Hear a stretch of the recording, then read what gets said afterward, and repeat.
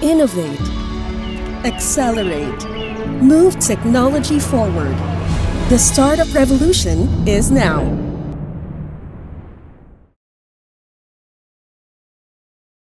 So, good afternoon, everyone. Welcome to Zero Waste and DIY, a panel discussion on how to start a sustainable business. With me are three eco entrepreneurs and environmental advocates who share their knowledge and experience about the zero waste lifestyle and sustainable businesses. So, let me introduce to you my panel speakers for this event. First is Miss Charlene Maidana of Fulfill Zero Waste.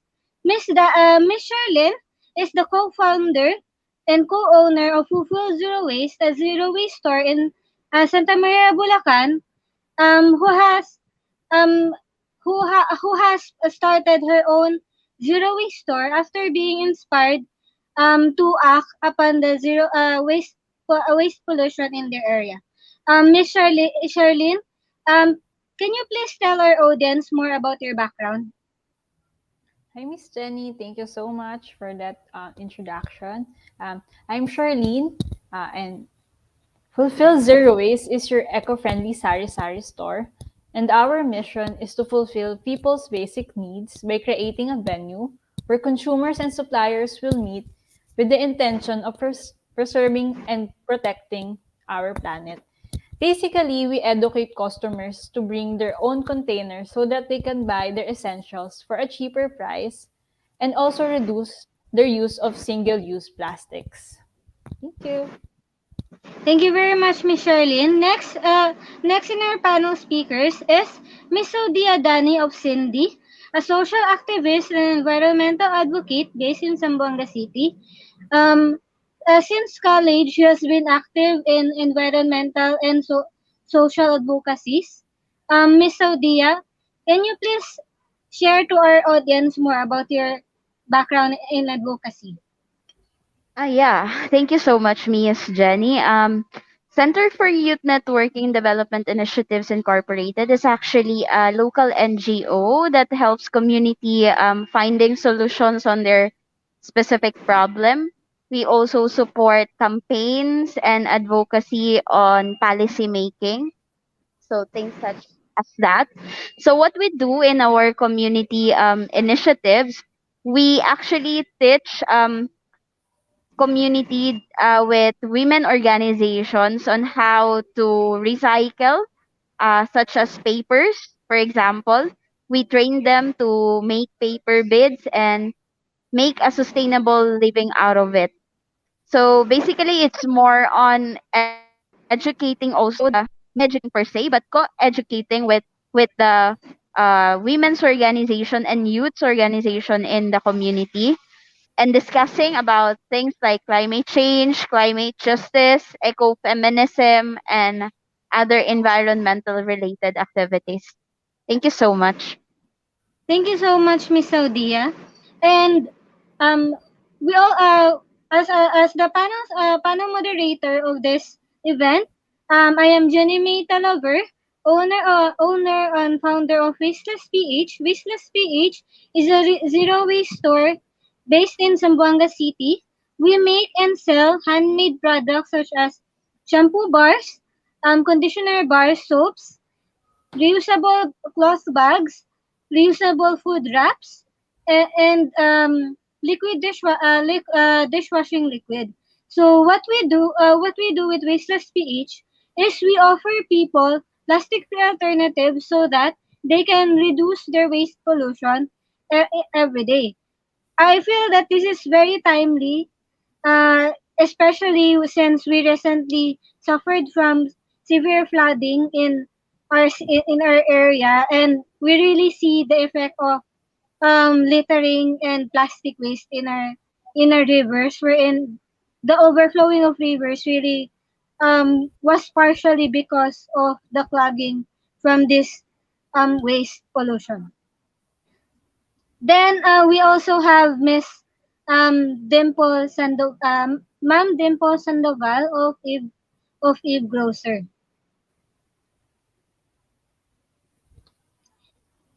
So there you have it. We are four eco entrepreneurs and environmental advocates that will seek to inform you about the zero waste lifestyle and help you start a sustainable business in your own community. Now let's proceed with the most important question. What is zero waste? For me, zero waste is all about making sure that all your efforts, all your time and money do not go to waste. So it's not just about reducing your physical waste. It's also about reducing your mental, financial, and relational waste. So you make sure that whatever you do, you make it count. Basically, that is zero waste for me. Now, for Miss Charlene, what is zero waste for you? We believe that zero waste is an impossible goal, but we also believe that we need to take one step closer to achieve zero waste. Zero waste, sustainable living, or circular economy is not new to us. We have been practicing them for generations. Our mothers like to keep the ice cream tubs, glass containers to be repurposed or can be served as another containers uh, con- for their pickles, for their alamang. And some of you may have also wear hand-me-down items from your siblings, like the dress. And we believe that we need to take one step closer. And by doing that, or by just bringing your own tumblers or bringing your own eco bags, that is already making or taking an action, and that is also zero waste. Thank you. Thank you very much, Miss Charlene. Miss Saudia, can you tell me what is zero waste for you in your own life? Basically, zero waste is not uh, a literally meaning like you don't have any waste at all, but it's basically a being mindful on the things that you consume, being mindful on the services that you take, and being mindful on what are the things that you can do to actually achieve a lesser waste environment. And you also make use of the existing products that is actually natural in your environment or basically available. So for instance, if you don't have what do you call this? If you don't have any access um to bamboo straw, might as well like reuse the plastic straw that you have during have or having after having milk tea rather. So basically you can recycle those as long as you know na ikaw naman yung oh sorry. As long as you know that you're the only one who use it and basically wash it afterwards. It's basically maximizing whatever resources that you already have.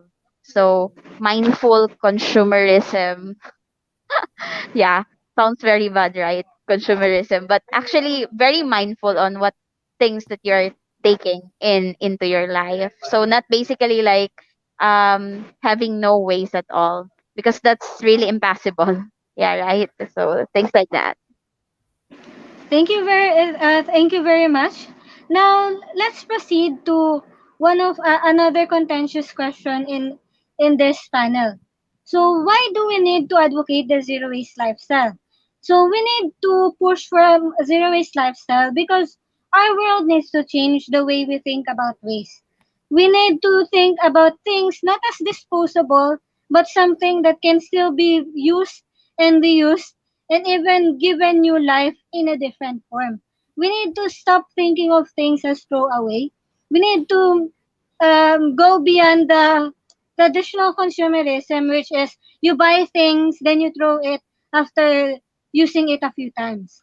We need to, as what Ma'am Saudia said earlier, we need to maximize the use of everything. That's why we advocate for the zero waste lifestyle. Ma'am Charlene, what about you? Why do we need to advocate for the zero waste lifestyle? As you mentioned, I will just add some of the pointers. Then, what is happening in the world today is seriously alarming. Rising sea levels, extreme weather are caused by climate change. Yeah, as you mentioned earlier, Just recently, we were hit by a typhoon, Paeng, which destroyed houses and killed some of our fellow men. And as consumers, that is already a waking call for us that we need to take action. What we consume comes back to us in the form of trash. What After typhoons, what do we see? Plastics everywhere. It is clogging our um, drainage systems. That's why some of our waters are also polluted. And that's why I believe that we really need to advocate zero waste lifestyle and wake up the our thinking that throwaway system is a way to live. We need to eliminate that thinking, and we really need to implement uh, circular economy in our daily lives. Thank you very much, Miss Charlene. Now, Saudia, why do you and your organization advocate for a sustainable future? Basically, it's so obvious why we need to advocate for sustainable future is because plays on this environment that we're living at. And it is, I would like to go back on what Miss Charlene was saying. Like in Europe, there is the increase of temperature, and in Arctic, there are the meltdown of the ice. Yeah, what do you call that? The ice caps there, and there is a threat of rising sea levels. So basically, advocating for zero waste is not just for the likes of us, but it's actually for everyone. Um, if we are going to look at the impact of the climate change, it's basically affecting the most marginalized, right?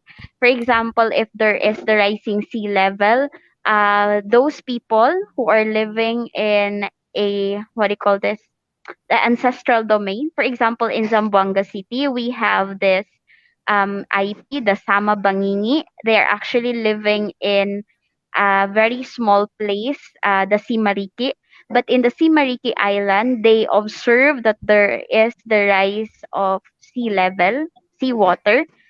It's actually reaching their household, and it's quite alarming because sea creatures that usually just on the sea are actually getting by at their homes and uh, actually prospecting a threat to their lives. So it is also quite important because aside from that, we are the one who are going to suffer with that. So if we are not being mindful on the things that we use, for example, we keep on opening coal-fired power plants, we keep on supporting liquefied natural gas plants and all the plastics that we are using, and we are not mindful of these things and how we use our electricity, how we use our water. It's basically coming back to us, and we cannot afford that. We cannot afford in a sense that in the very first place, Philippines is not one of the top richest country. So there's a lot of issues that we need to look at, from policy to how we use our how we consume things in everyday lives. So what I'm trying to say here is that policy alone cannot do it. So we also have to support it. So it takes two to tango. So it takes citizen and the government and civil societies to do things because everything is shifting to environmental paradigm and sustainability. Um, Otherwise, uh, we are not reaching anything by 2030, and that's quite alarming because it seems like we're not reaching anything from poverty to climate justice. So it is important not just to talk about it but also to act on it. So yeah, that's why we're actually trying to advocate. We're trying to do something even if lots of people were actually saying na um what we're doing is not enough. but at least we're doing something. We're doing something. So I maybe, agree. yeah, yeah, I agree with Charlene. And Zamboanga City is one of the cities in the Philippines that would be like drowning by 2030. So maybe if everyone is already drowning, they may think twice, think again of what we should do. But we hope that we won't reach that point. Yeah. So thank you. Thank you very much, Ma'am Saudia. Um, Now let's proceed to one of the important aspects of this panel discussion, which is DIYing and how it relates to zero waste. For this portion, we will have Ma'am Saudia share her insights and experiences about DIYing. So first, Ma'am Saudia, what is DIY for you?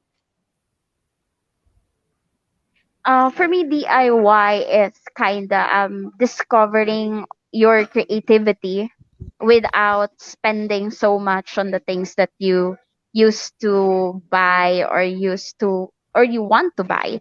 For instance, I really love wearing beaded earrings that has tribal design. And basically, if I'm going to buy it, it's so expensive, and that's understandable because it takes so much craftsmanship and effort to do it. But if I will do it, it's basically saving me a lot of money, and I could turn it into a side hustle, and the profit um could be used in funding other initiatives. For instance, what I'm doing is that whenever I have free time, I usually do lots of beaded earrings and sell it to friends. And then when I had the proceeds, I actually buy pechay seeds and mustasa seeds and give it to a farmer or a group of farmer, and that's how I do it. So basically, it's not just about doing it for yourself, but also doing it and being appreciated by others while helping community. And I think that's one way of, yeah, acting out for climate justice. Yeah. So that's how I say it. So DIY for me is actually exploring creativity and helping communities. Yeah. Thank you very much. So next we'll talk about how DIY is related to zero waste. So first, DIY is related to zero waste because it is included in the 5 hours of zero waste, which is the and uh, um reuse and reduce reduce part. So you reduce waste by reusing what you already have and giving it new life. So, but for you, in your experience, Ma'am Saudia, how is the DIY your DIYing related to a zero waste lifestyle? Okay. Basically, it helps me maximize the products. For example, whenever I do a liquid dishwashing or dishwashing liquid, the next problem is I need a container, right? So what I do, since there's a lot of pet bottles that are being put into trash, I ask friends not to put them into trash and just give it to me because I'm going to use it. So basically, it's how is this? Being or recycling per se is actually an act of having a zero waste lifestyle and basically reducing cost. Yeah. So when we say zero waste, right? We're not just like reducing the waste, but also reducing the cost that we could spend on a certain thing. So yeah, so DIYing is basically helping you cost cutting, and that's actually helping you also to have less waste. For instance, when you have old pants and you wanted to have a new bag, you can DIY it into a new bag, right? And using your creativity, it would look expensive and the term social in the Philippines. And it's up with the trends because like, K-pop culture is actually having its wave in the Philippines, and as we can see, they are using tote bags. So yeah, it's basically when we do DIY or do it yourself tote bags, you're actually maximizing the materials, having a zero waste lifestyle.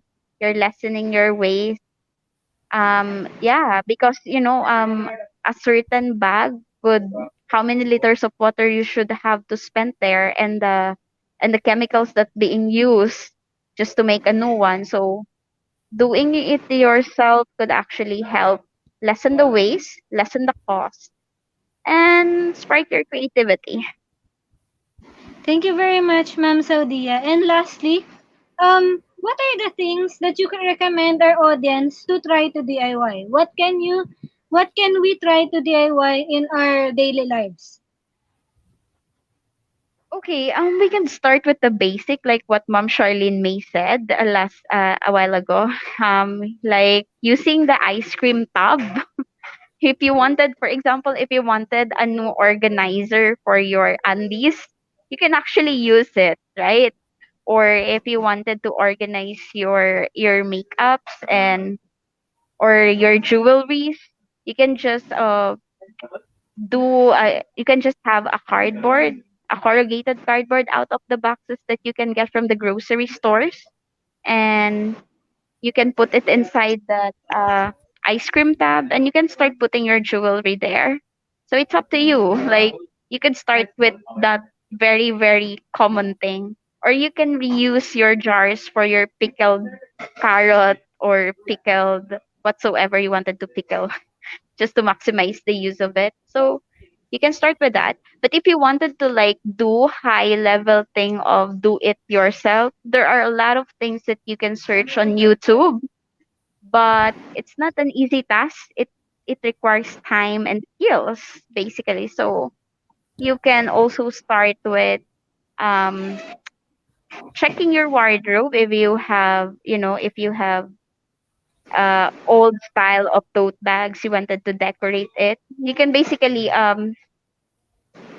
reuse it and design it on your own pace. And there's a lot of stuff that you can find at home. Like, for example, if you wanted to add a ribbon to your tote bags, maybe you have a ribbon type ponytail and you wanted to design it there. So you can start at a very basic. And if you wanted like a very complicated thing, YouTube could help you do it. So yeah. But if you wanted to know more, maybe you could also enroll in some classes like how to make your own soap. That's actually basically great thing. Or yeah, but YouTube really has a lot of rather has a lot of videos on how you do it yourself with the existing materials that you have at home. Thank Thank you very you. much, Ma'am Saudia, for sharing your experience and knowledge about DIYing. Now let's From Jenny. proceed to the uh, another important part of this discussion, which is about sustainable businesses. A sustainable business is a business that seeks to be efficient in cutting costs, reducing waste, and also reducing one's impact to the environment, as well as giving a positive impact to the community.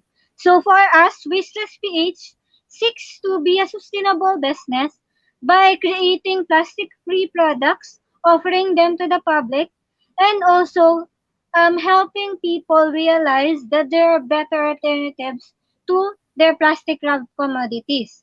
Now, let's shine a light on Fulfill Zero Waste and Ma'am Sherlyn Dana's efforts in having a sustainable business. Ma'am Sherlyn, what for you is a sustainable business based on your experience? Um, for us, sustainable business is aims to for a moment. I believe that a sustainable business aims to do the circular economy, where we gradually change from throwaway system to sustainable and eco-friendly system. We can do the circular economy by gradually changing. We cannot immediately or instantly change how we are living today, because some peoples or some areas cannot afford um, to immediately eliminate plastics, especially here in the Philippines. Some of the products, or as I can say, that we love sachets or tingi-tingi, right? Because it's available and it's much more cheaper. Because and that's why all of the plastics or in the rivers or in some we can see them in our oceans, and that's what I believe is a sustainable business, is where you gradually change but not instantly, because it's not available yet here in the Philippines. But as I see it, we are already changing into a more circular economy, and some of our customers are already looking for alternatives, which is why I believe that zero waste or the circular economy is thriving here in the Philippines. Thank you, Ma'am Charlene. Now, let's proceed to discussing why this type of business is important, not just in our country, but also around the world. So, first, a sustainable business is very important because it helps spread awareness about the environmental issues in our community, while also helping people find ways to do their own thing, to do their own way of reducing their waste and their impact to the environment. What about you, Ma'am Charlene? Charlene, why is it that why did you feel that it is important to have this kind of business like fulfill zero waste?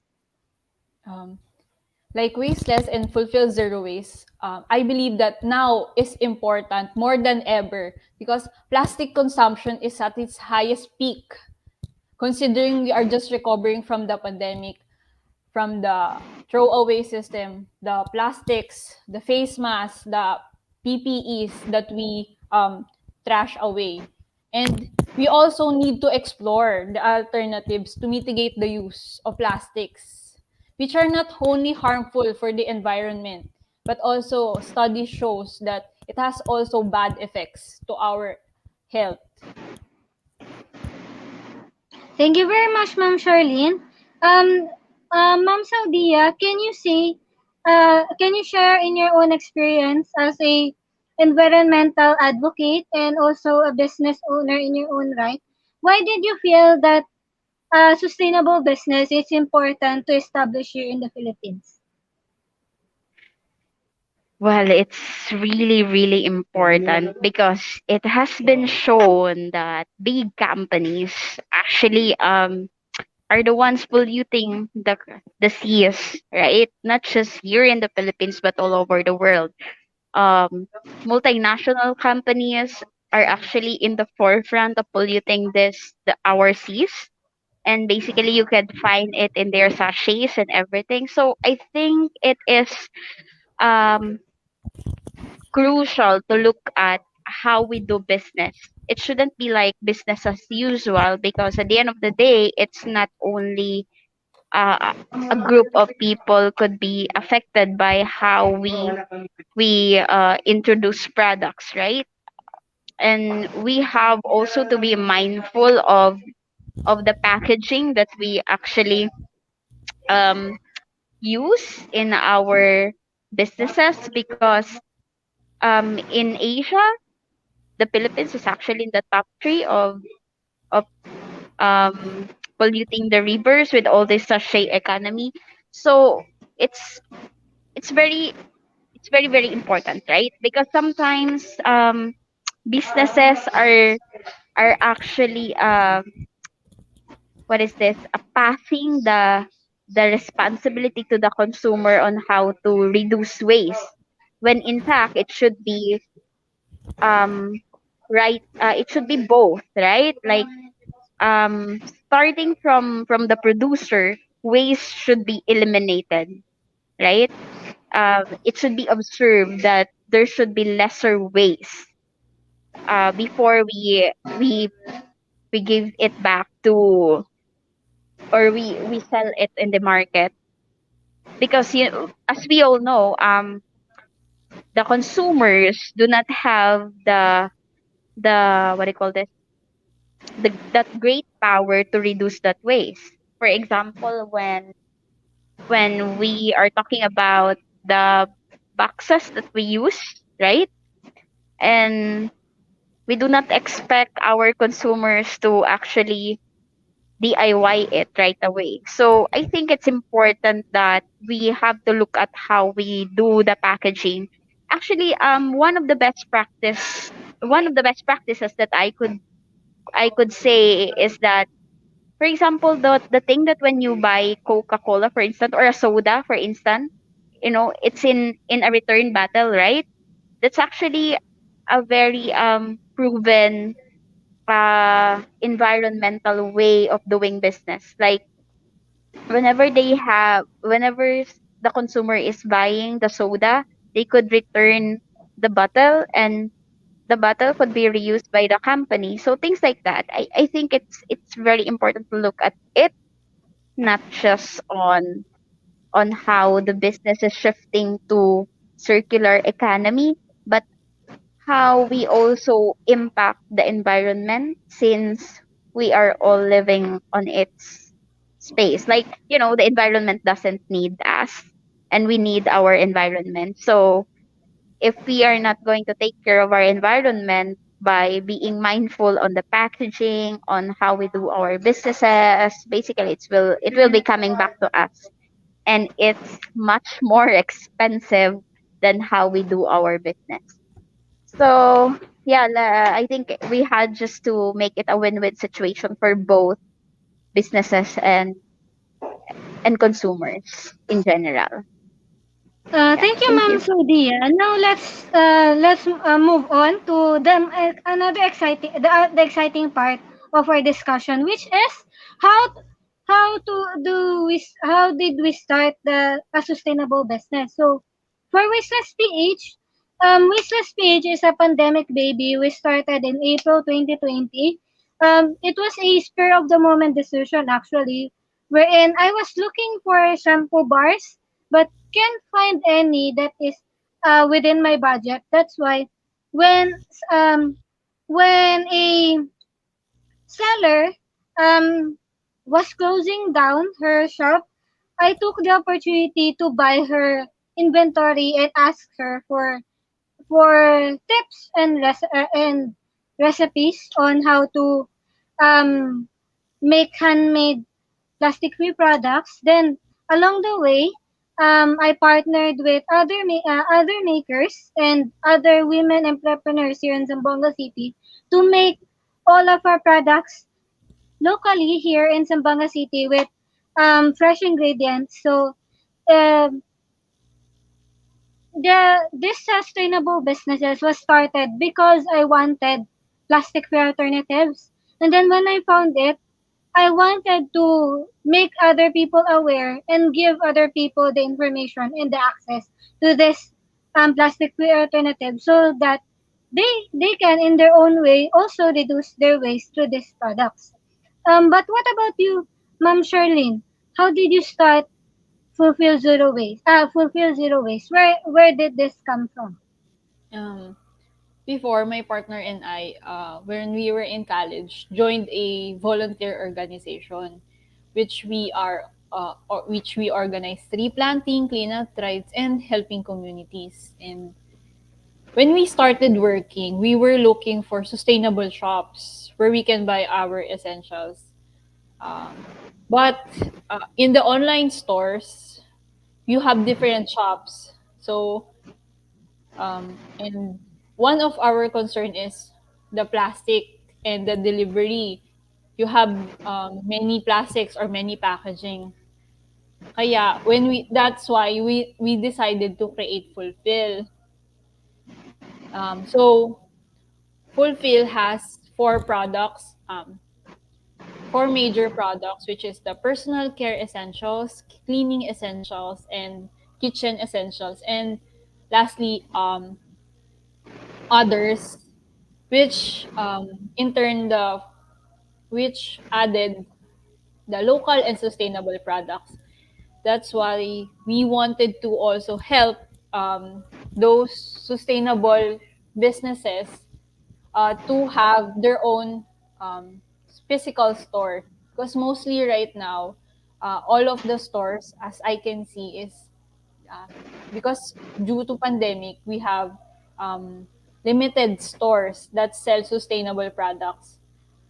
And that's mostly the reason why we started Zero Waste, Fulfill Zero Waste, because we wanted to buy, we wanted to have a one-stop shop. And another thing is that some of the sustainable shops we have seen is medyo pricey. It's a lot, it's pricey, or as much as what some people perceive zero waste, it's expensive.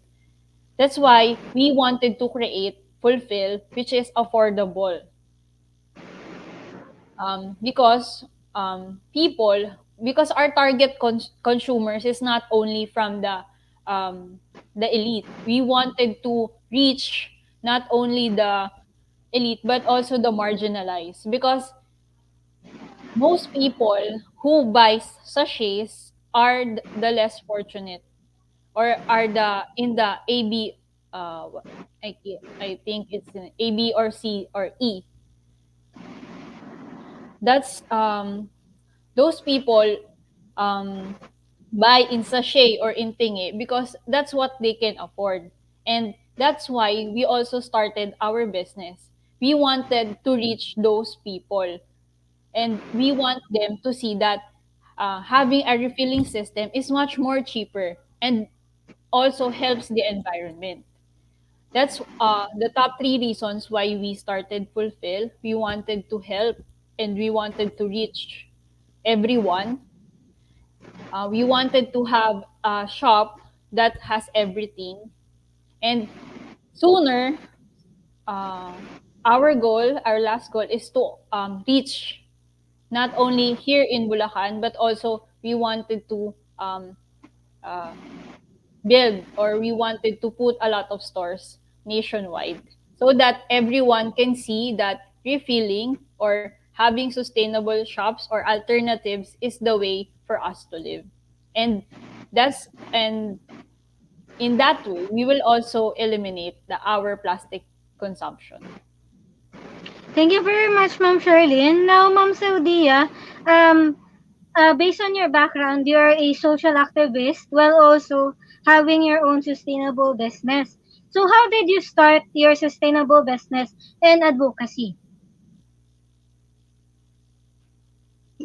Actually, it's quite long enough when it was back then when I was in high school, but I cannot actually do it because um, I don't have the skill and the knowledge about it. But later on, when I went to Dumingag, Zamboanga del Sur, they are known for being an organic municipality. They do not use plastic, but I don't know if the policies were changing back then, there rather. So I was inspired by how they make their own soaps and sell it to the public. So I was like, okay, maybe I could try it back in Zamboanga City. So that's basically how it is. It's not actually looking forward on doing business, but it's actually looking forward on how to reduce my own waste. And when friends were actually saying that they would like to buy it, then that's the time I was like selling the products. But it was the drive of living a waste less um yeah lifestyle in a way that I could help the environment. So yeah, that's how it started, and the rest is history. Charot. Thank you very much. Now, can you share your experiences in running your sustainable business? So, for Wasteless BH, it's been very tough right from the beginning, especially because people don't know what is zero waste, or people don't know how to use zero waste products. Then they are very used to their plastic wrap commodities, their sachets, their plastic bottles. But slowly, um, I was able to persuade people to try our products and to change the way they live, to change the way they see waste, so that um, not only will I earn money, but also I will help people be able to look at the way they live and change the way they live. So it's still a very difficult journey, but it's been it's also a fulfilling one when you see the impact that you give to the community, the people that you're able to help, the workers that you're able to employ, the makers that you're able to partner with, and also help them earn money. So that's what keeping me going right now, even if the money is not going very well, the cash flow, but it's the advocacy, it's the drive, and also the dream.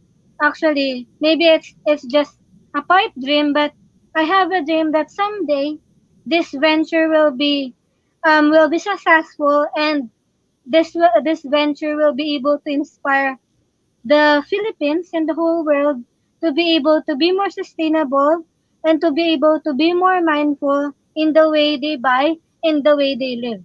What about you, Charlene? What are your experiences running Fulfill Zero Waste? When we started Fulfill Zero Waste, it took us 1 year in starting the business because we also started during the pandemic, and as we know, people are really don't go outside, and people also are really cautious during the pandemic. Then, upon looking for suppliers, um, talking with them and engaging with them, some of them, no, most of them don't really know what zero waste is. Uh, and they also don't like to change the way they do things. Like, ang sinasabi nila sa amin is, bilhin mo yan in a plastic, then ilagay mo na lang sa container. But that's not what that's not what we want. So we were rejected by a lot of suppliers, and some of suppliers we also reject them because they what we want is to have our suppliers to have also doing the circular economy. So it took a lot of time for us to have those suppliers. But fortunately, some of the suppliers here in Bulacan agreed with our demands. And you would think that some of our problems had been taken away. But after convincing the suppliers to do the circular economy, the next step is to convince. I mean, the most difficult part is convincing the customers, because some of the customers coming here in the store is or the walk-in customers doesn't know the zero waste, or sometimes they ask, oh, some of them are, but some of them are glad because they are all there are some customers coming from different areas of Luzon, that from Bataan, from Quezon City. Imagine coming here just to refill their essential needs. Uh, and then, but not all customers is already encouraged. And when we started our business, first months, what we really did is we encourage, or we actively trying to educate them. We give a learning curve for our customers because some of them doesn't really know this kind of system, but some of our customers, even the younger ones, um, they are um, they are explaining to us that my lola used to do this, my lolo used to do this, and they are really quite amazed that we have this kind of store here in Bulacan.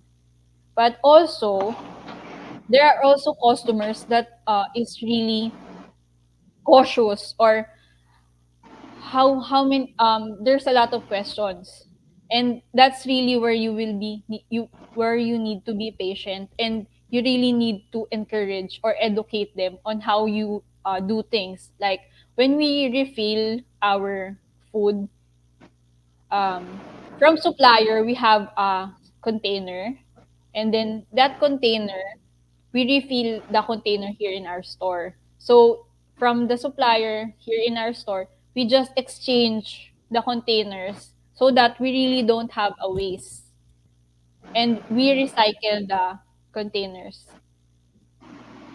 Then from then, uh, before we refill our containers, we make sure to wash and sterilize them so that the previous products are not being contaminated. Uh, for and sharing, currently some of our customers are asking how do we do the inventory, how do we do um, uh, the refill. But with our with our suppliers, we have already established how to do the refills. And although some of our customers have still concern regarding the expiration, we make sure to put the expiration date, or if they want to have the expiration date, we just give it to them. um, it's also starting a zero waste store is really difficult, and it's a two-way street. We learn from them, and they also learn from us.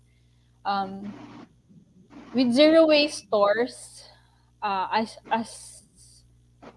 in my experience, we really need to be patient in dealing with our customers. We also need to educate them and ask them what products they need, what products do they want to have alternatives, and you need also to converse with them, because in zero waste, in this kind of business, um, customers need to give a lot of effort kasi they will bring their own containers. How do you say to your customers, meron namang alternatives sa supermarkets which they can just get and then throw away. So having establishing a rapport with your customers is also a good point, because it takes a lot of effort just bringing their own containers in our store. And I as I say with my customers, na we really are thankful for them bringing their containers and lessening the use of their single use plastics. That's all. Thank you. Thank you, Ma'am Charlene. Um, then for Ma'am Saudia, can you share your experiences doing advocacy work while also running your own sustainable business? It's actually difficult because I believe personal is political, things like that. If you know what I mean. What I'm trying to say is that yeah, you cannot, like, you cannot just think about profit. You know, when you are an advocate, you cannot just think about profit, and you cannot just also think about what do you call this? You cannot just also think about advocacy. Like, you need to find the balance between the two. But yes, actually, the very problem that I could really see is how people think, how consumers think, how consumers think about the products. For example, if you offer them a handmade organic soap, they would like question you if your product could like whiten them, things like that, you know, like how commercials are being done, and they would like, why would I buy your product if I could just buy in the supermarket? It's a way cheaper and it's FDA approved and so on and so forth, and yours is not. And yeah, you cannot just also like sell it in a very low price. And we have to admit that the prices, the inflation, and this current situation in the Philippines are rising. So you cannot also like lessen the price, right? And compared to multinational companies or big companies, I source out my raw materials from farmers, and I also do not I do not also like lowballing the price of the products of the farmers. So if I am buying at the supermarket 100 pesos per kilogram, I also have to buy it 100 pesos per kilogram from the farmers. Otherwise, I'm not addressing any issues with regards to the concerns of the farmers. So I have to do it. And the mindset of the people and how actually marketing strategies really embedded on the subconscious of lots of the consumers. So that's a very tough thing to actually explore.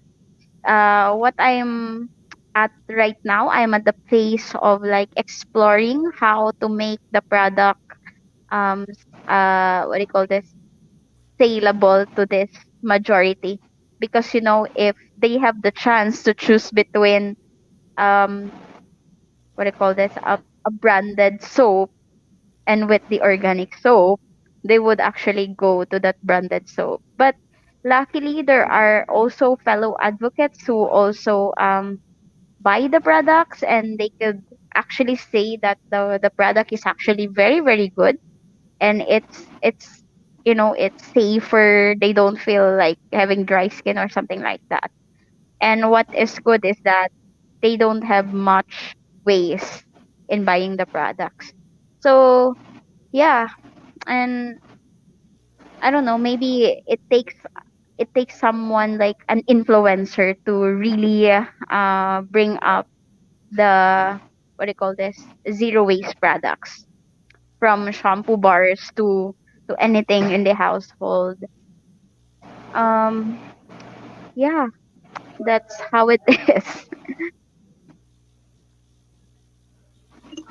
Thank you, Miss Jenny. Thank you very much, Ma'am Sadia and Ma'am Sherlyn.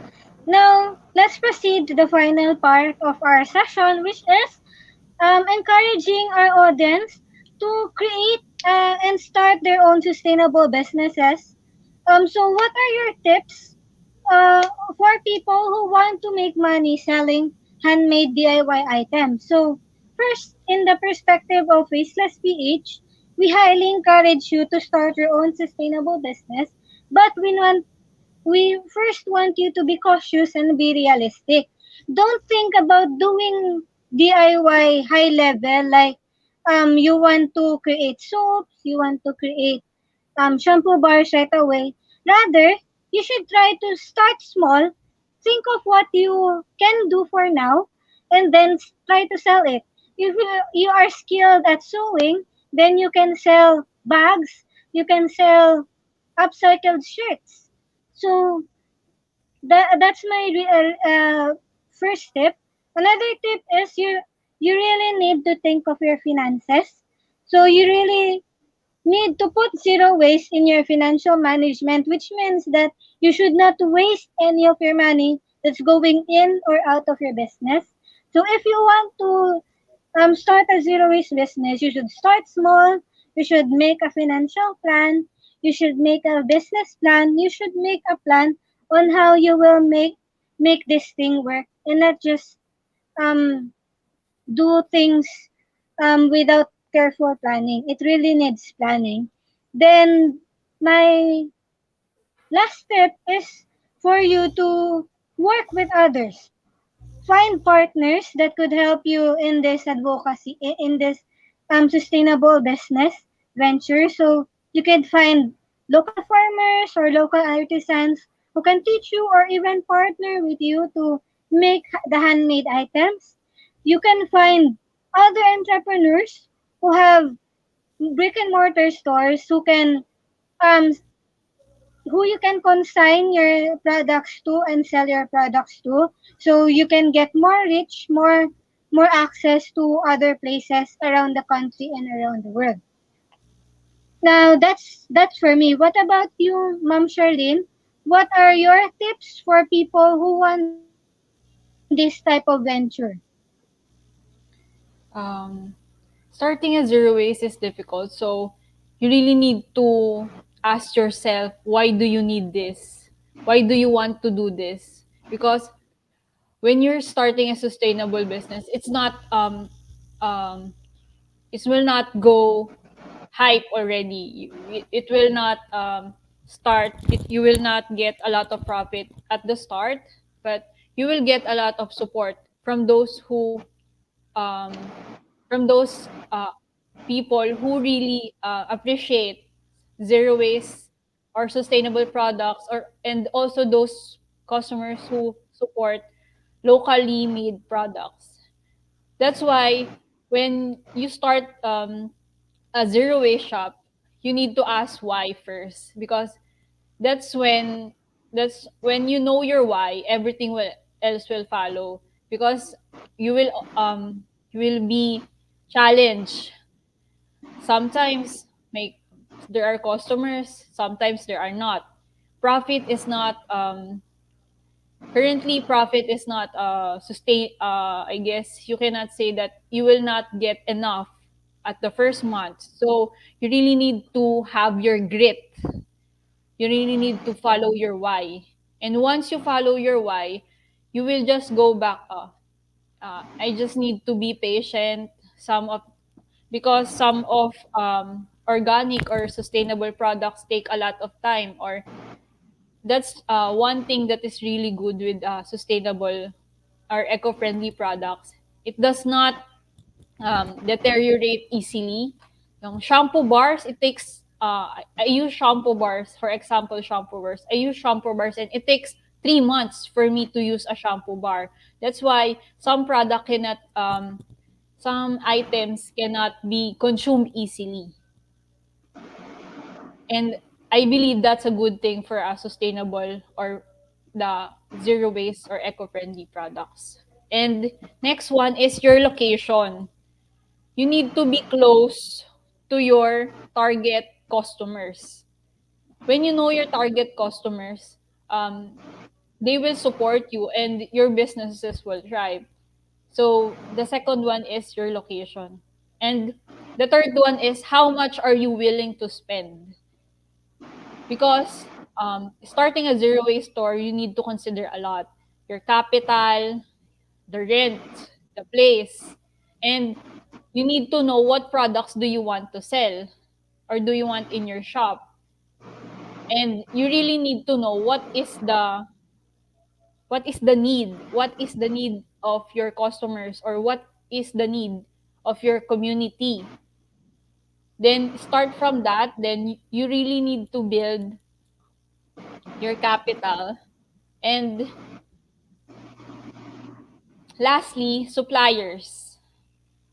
Search for local suppliers when starting a zero waste store, because they will help you to reduce the cost.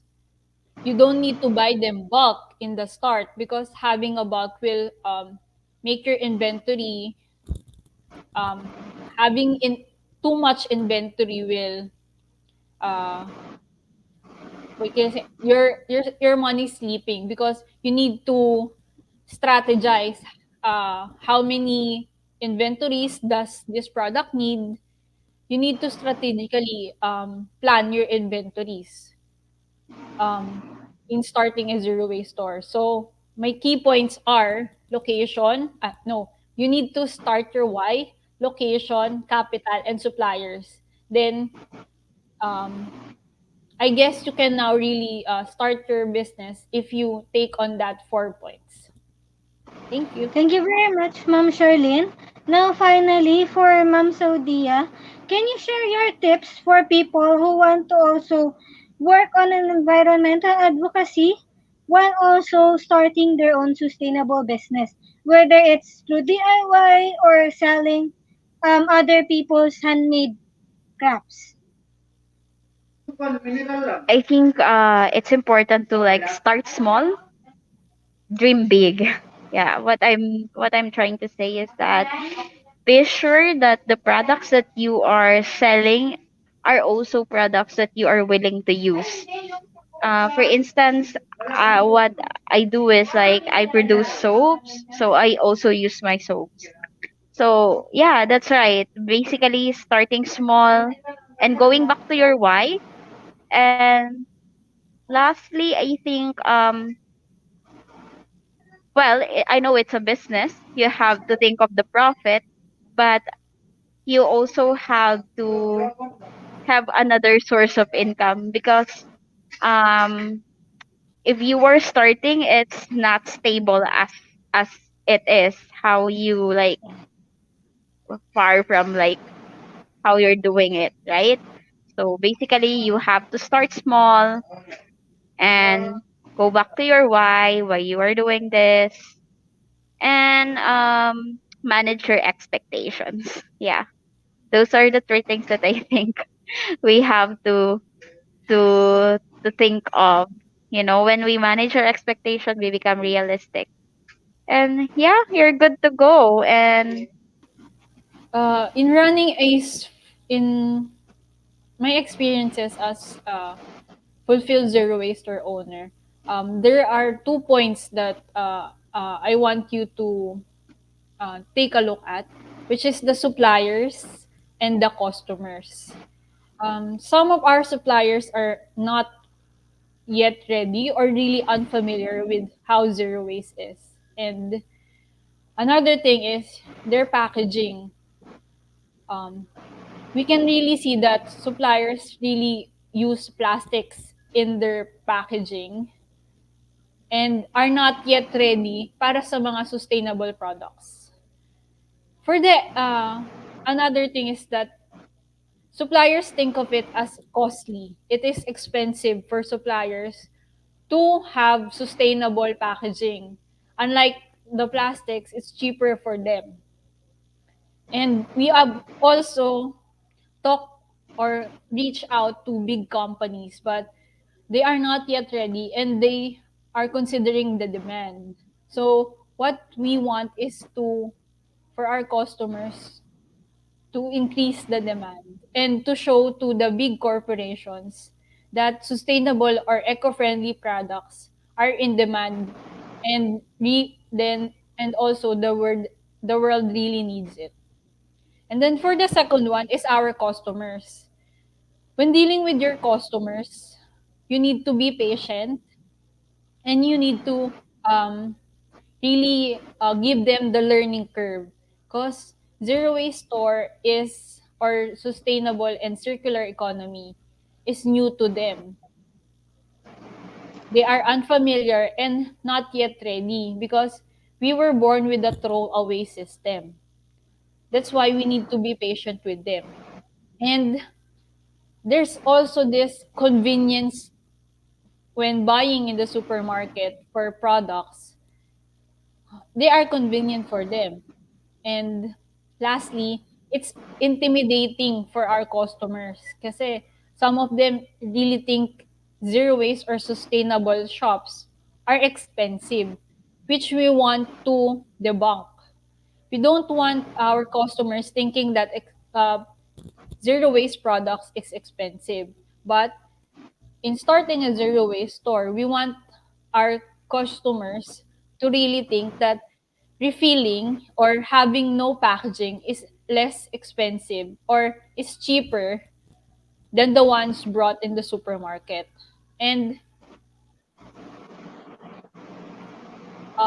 the products, for our products, yeah, some of our customers are also asking, how do you refill your products? How do you uh, do or is it FDA approved or not? So one of our experiences is there's a lot of question. That's why really need to be patient and give and continue educating your customers. That's all. Thank you. Thank you, Ma'am Charlene. Uh, Now,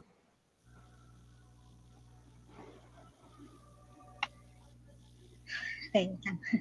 Now, we have Ma'am Dimple Sandoval of Eve Grocer. She is a um, entrepreneur who has started and run many sustainable businesses, including a manufacturing company. And what she will do today with us is she will share her knowledge and experiences running her sustainable businesses, including Eve Grocer.